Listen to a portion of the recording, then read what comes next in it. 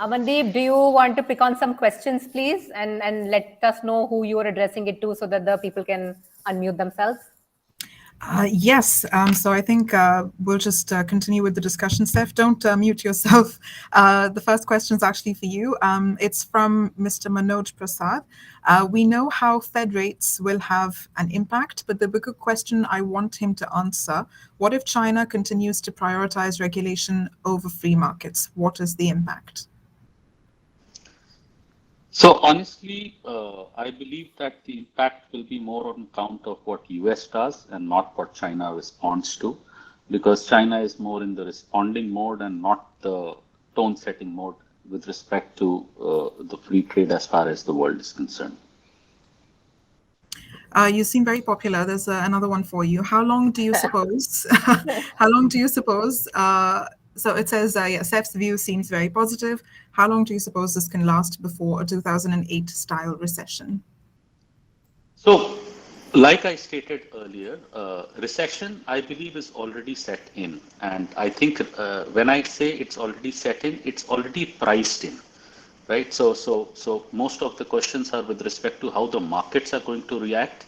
Recession has already been priced in. The markets have bottomed out. You might not see a return to the lows of maybe last year, June, as far as the markets are concerned, whether it is India or United States or the rest of the world. Because markets price in the future, discount the future early on, and just move ahead with it. Recession, I think, is already upon us. Or rather, maybe it's as in we've just crossed over as far as recession is concerned, given the latest data of United States, where even the retail sales have gone up by 3% in January. Thank you. I think this next question is for Nicholas. Russia's economy is further shrinking. You refer, however, to Russia as resurgent. How do you justify it as a resurgent nation? No, I think that was meant for me. Oh, that was for you. Sorry, yeah. Nicholas. Nicholas, do you want to take on the question? Or let me do it and then you can just add. So I meant resurgent Russia in the case of its assertion of its military might.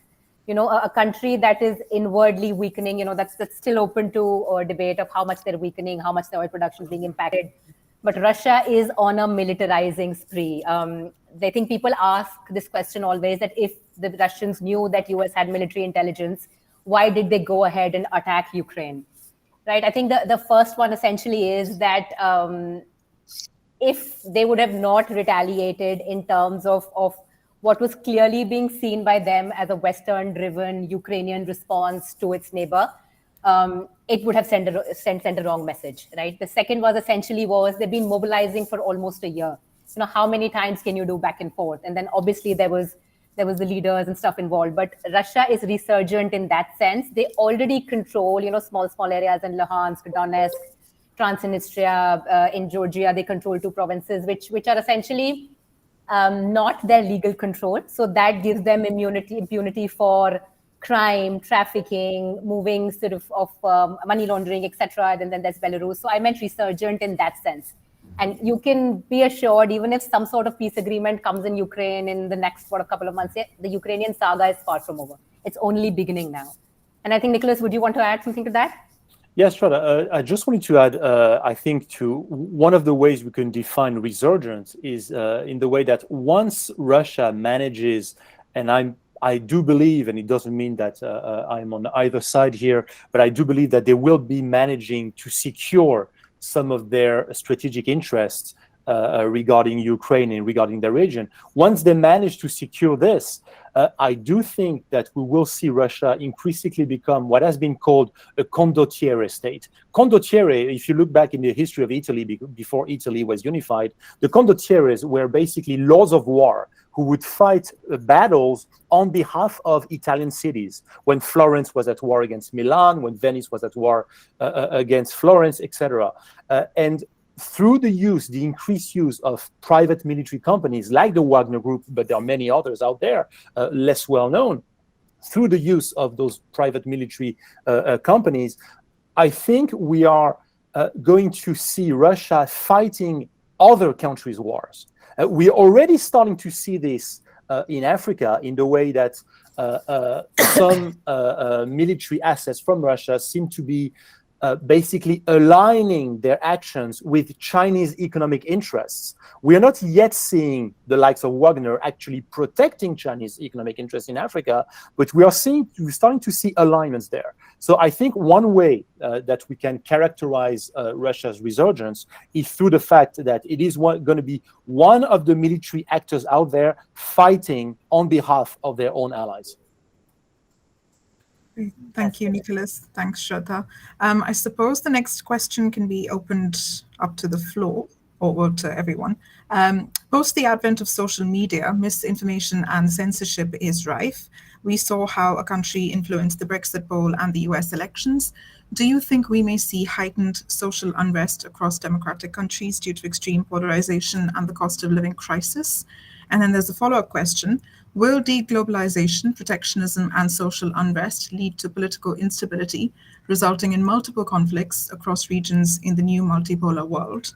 Are we heading to an uncertain world where a misunderstanding or an accident leads to World War III? I suppose, according to Amit, we're already in it from the past year, but who would like to take this? I think social media, the technology guys, do you want to take this one? Hitesh, Murad, any of you want to take this question on? They have like. Sorry, I'm here. Would you like me to repeat the question? Yeah, I mean, it was quite a long question. Yeah, it was quite long, yeah. So post the advent of social media, misinformation and censorship is rife. We saw how a country influenced the Brexit poll and the US elections. Do you think we may see heightened social unrest across democratic countries due to extreme polarization and the cost of living crisis? Wow. You don't have to take it. I mean, okay, that's a complicated one. Maybe Murad can step in. I can only say one thing, that one of the biggest social media platforms, Twitter. I don't know if you guys know, Musk is really about to change that platform, right? He came in and he took a lot of that stuff out of the platform. So that platform is going to not be the platform. I think Facebook is already challenged because of the new privacy laws that Apple brought in, because Apple is introduced some privacy laws which has really impacted their advertising budget. So I think, and thirdly, I think people have generally kind of become more cognizant of these social media platforms. So I don't know if you guys followed what happened when Harry released the book in UK. They actually tracked down that there were some people on social media who were using still social media to discredit Harry and Meghan. So there is always going to be an element there, but I think overall there's going to be normalization in the social media platforms because privacy is becoming more important, and a lot of the companies, the big techs, are actually fighting among each other for this data. So I think not so much, and that's my view. If I may add something to what Murad said on the polarization within Western societies as a result of social media and possibly the spread of fake news, etc.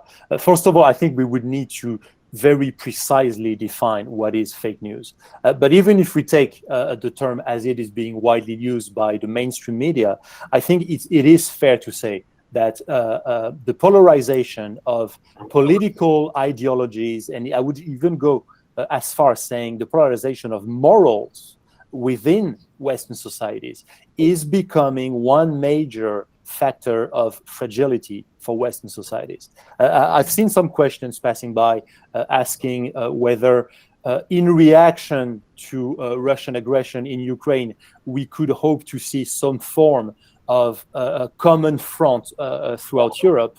I'm afraid that post-COVID, and all the misinformation and all the mismanagement of COVID on the part of many governments as well, post-COVID, we have such a level of distrust in governments on the part of society at large that this polarization is making it very easy for adversaries of Europe, for example, such as Russia, to play on that divide, on that very deep divide.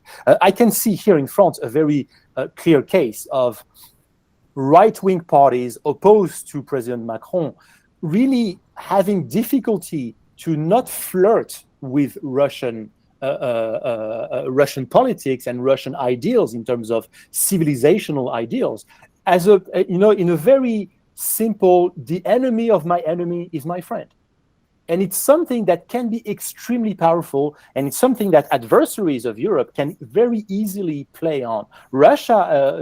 China has been doing this as well. I mean, if you look at some increasingly influential Chinese media who are spending a lot of money and a lot of time basically playing these divergences in ideology, in even morals, within European societies. So I think, powered by the social media, it is one major factor of fragility within Western society as a whole, and within Europe in particular. So just 1 second, Amandeep, before we continue with questions. So whoever is leaving, guys, we'll follow this up with an email.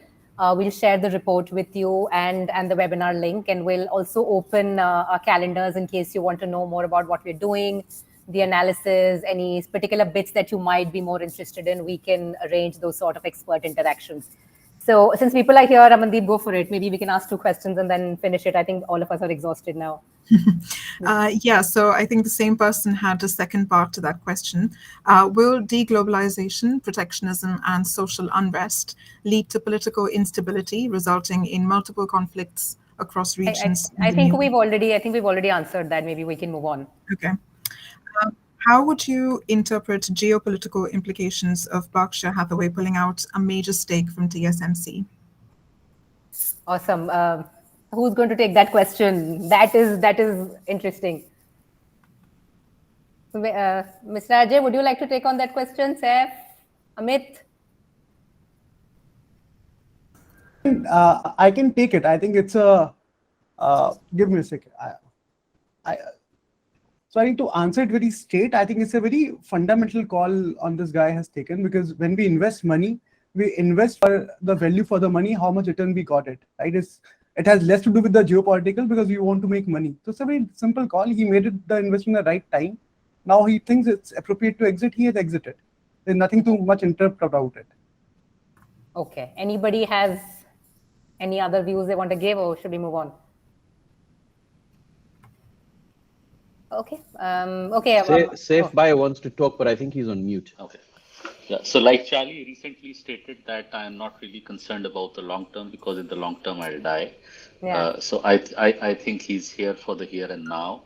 And I agree with what Amit is saying. But that said, piling up on Occidental petroleum right now at the expense of a company like TSMC, I think it's got a little to do with geopolitics as well.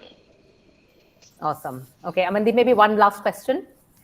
Yeah, so I'm going to pick my favorite question. Is China invading Taiwan almost a parallel universe compared to Russia invading Ukraine? Sanctions against China would perhaps hit the world equally, if not more than sanctions against Russia. What would that world look like? So I think that is something all analysts are betting their lives on. A, is China going to invade Taiwan? B, will it become a sort of a larger a globalized war? And then how things are going to pan out in that sense, right? So anybody wants to stick out their neck? Okay, I'll take a first shot. I think a very hypothetical Chinese invasion of Taiwan, if it happens, and I do think there are many reasons to believe that it may not happen at all. But if it happens, it's going to be a very different story from the war in Ukraine. Obviously, this is going to touch on something extremely sensitive, which is the question of semiconductors. The whole issue of Taiwan, it's basically we are piling up issues of a matter of principle, one territory for China. We're talking about the issue, of course, of the first chain of islands, which is a very geostrategic issue for China as well. And we are on top of this talking about the very sensitive issue of who's going to be controlling semiconductors. I would like to remember everybody that even the Pentagon themselves, some analysts actually advised Taiwan in case of an attempted Chinese invasion to do what Russians did in front of Napoleon armies: destroy your island yourself. Scorched earth policy, make yourself undesirable. this is how nasty it could get, which takes me back to one of my more than gut feeling, my own personal bet, which is that China will not have to invade Taiwan. I believe that China has enough will, time, and power to subdue Taiwan gradually. I mean, Taiwan is going to go through some very important elections very soon. We've already seen that the pro-independence party is losing ground, that the KMT, the Kuomintang, is actually gaining power back with the help of Beijing. There's a lot that China can do in terms of influence, information warfare, to make sure that the population basically gets behind some form of reunification. And by the way, and this could be actually a link to the previous question, with the fact that the US is rolling out the red carpet to TSMC to replicate much of their production capacities in Arizona or Mexico or wherever that may be, will also potentially, if it pans out, remove the necessity for China to move in quick. Basically, there could be some sort of tacit agreement between China and the US saying that, okay, we're going to replicate TSMC in the US, and once we've done that, well, Taiwan is for you. Take it. Which is what I would agree with. I personally think it's only a matter of time. How they take it is something that we'll have to see. And I think the semiconductor supply chains are already moving out of Taiwan. There's a very concerted effort. I don't think the world will come in for Taiwan when it actually happens. But I do believe that there will be escalation from there. If the Chinese get Taiwan, they're not going to stop at Taiwan.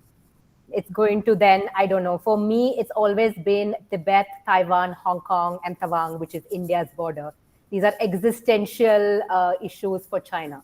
You know, these are something which has been a part of the territory, which has been taken away. South China Sea, East China Sea, all of these are only secondary in their importance. So we'll have to see how China pans out to be able to create that sort of disruption in Taiwan. And if it does, what the world responds to and how they move from there.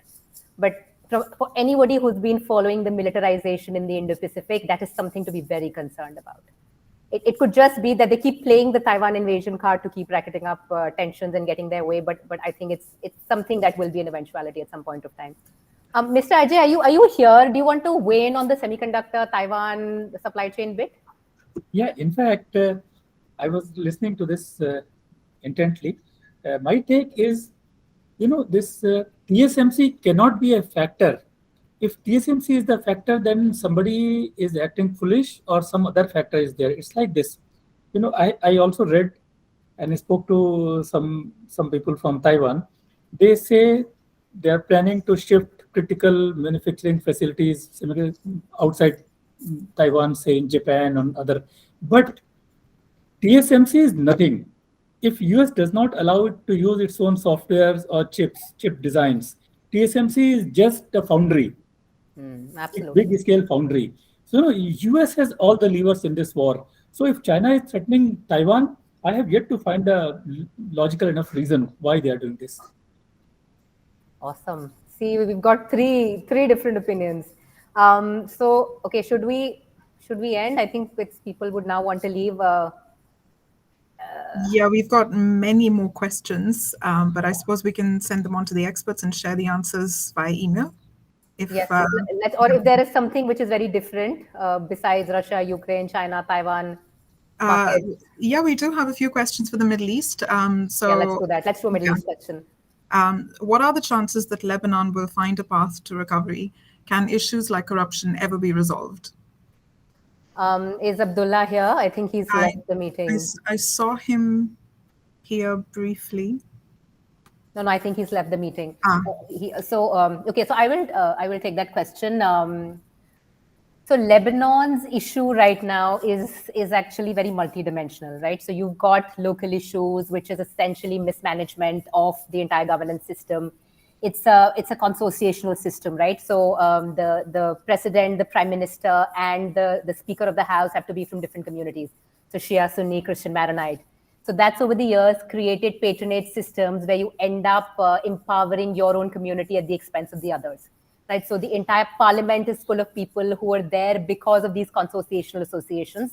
Then obviously you have the Hezbollah, which complicates matters in the sense that it brings in the Israeli ire, etc., etc. So I think for people who've been following, Lebanon has not been able to elect a president in the last like 3-4 months. It has a caretaker government, which essentially means that the IMF bailout can't be given to them because the president has to approve the parliament, the government, which then has to pass legislation, right? So they're passing through all of that issues. Having said that, in the last elections in May or June, the Hezbollah fared very, very badly. There is a pro-change party that came on in Lebanon, right? So I think the current is in the right direction. People want a change. People are fed up. But I also feel that most people in Lebanon have left. A lot of people have moved out and they are not coming to Lebanon. So it's a conflict which will probably continue in its sort of stalemated form. But I think the Raja implications it had for a flare-up between Iran and Israel via Hezbollah and in the Eastern Mediterranean, etc., that's really come down. So that's my take on Lebanon. There's a rather controversial question here, and I'm not sure if anyone should take it or who should take it, but I'll ask it anyway, and then we can wrap this up. Yes. With GCC countries having repaired, quote unquote, repaired relationships with Israel, is peace in Palestine possible? Okay, I think that is... okay, so I don't know, till the last year, I would have probably said yes. But peace, how you define peace is very, very important. You know, the last general elections in which the opposition parties came together to keep Benjamin Netanyahu out of power, a large amount of it was spurred, for the first time you're having sort of riots within the Israeli cities by the Arabs. Remember, the Arabs are a part of the Israeli fabric. They sit in the parliament. You've got Arab parties. They're part of the Israeli army, etc., etc. So that has started being inflamed by the extreme right-wing politics that are now in place. Right. So you're introducing the judicial systems. You're changing the way representation happens, education system. So Israel, in a sense, is undergoing massive changes at the moment, and then they think the Palestinians are sort of reacting to it, and that's becoming an entire cycle. So this year, the attacks have really increased, but I think it's just very, very difficult. You don't have any actors on either side which can act as a consensual mediating party. But happy to let others take a dig at this. Would anyone like to weigh in? If I may, very quickly, without being an expert on the Middle East myself, one further question was asked about Taiwan, whether the US could make Taiwan a disposable entity. I would like to propose the possibility that the GCC countries could make the Palestinian entity a disposable entity. As long as Israel does not cross any red line, such as, for example, the situation on Temple Mount, some very symbolic issues like this, I could very much envision GCC countries basically sacrificing the Palestinian entity for the sake of productive relationship with Israel to altogether face Iran. I would sort of agree with it, but I also think that the GCC countries have a stake in keeping conflicts localized, right? So they're okay with things happening in Lebanon, in part of Palestine, in Yemen, as long as it doesn't threaten the kind of overarching financial investment and sort of looking outward economies that they're trying to build. So it's going to take some time. These countries are only starting out to do these things. But yeah, I agree with Nicholas on this. It is going to be, I think it's already is a disposable entity, very frankly. As long as it doesn't threaten the peace of the entire region in a very dramatic way, they'll be okay. They'll only be used as a political sort of props. Do we have time for one more question? I've just seen another interesting one. No, I think people are now dropping out. It'll just be the speakers discussing within themselves. Okay. We can do this in the next webinar. Yeah. Great. Thank you, everybody, for attending. Thank you for the speakers, for the amazing insights. Thank you for everyone who participated. We will follow this up with an email, and you can tell us what you liked hearing. And this is going to continue in the future with more knowledge sessions. And we can then curate and develop something that is more relevant to you. and then we can take it from there. And then, so I'll open my calendar and the other team's calendar for the next few days. If anybody wants to have a conversation on what we do, how we do things, what we are building here, and we'll take it from there. Thank you so much, everyone. Any feedback, good, bad, ugly, it will be very welcome. Thanks, Shraddha, for inviting us over. Thanks, Nicholas, Murad, Amit, Hitesh, Ajay, and Amandeep. Thank you. Thanks a lot. Thank you, everyone. Thanks a lot, everyone. Thanks a It was lot. really great. Thanks, Thank Shraddha, you. and everyone else. Very nice experience for me. Thank you, sir. Thank you for joining. Okay, take care, everybody. I'm going to end the Take care. meeting now. Bye-bye. Bye. Bye-bye.